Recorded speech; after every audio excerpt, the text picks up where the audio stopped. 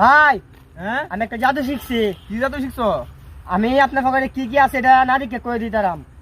কিনবে কইবা? আমি নারীকে কয়ে দেন, যদি আমি কইতারি তাহলে আপনি আমার 200 টাকা দিবেন, আর যদি আমি না কইতারি তাহলে আমি আপনার 10,000 টাকা দেব।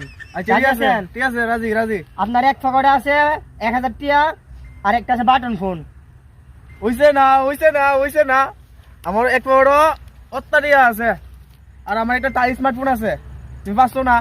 এই দাও 200 টাকা দাও, 200 টাকা দাও। কি জাদু শিখলাম, জাদুর কাজ এলো না। দাও। জাদু শব্দে ভাই বেড়া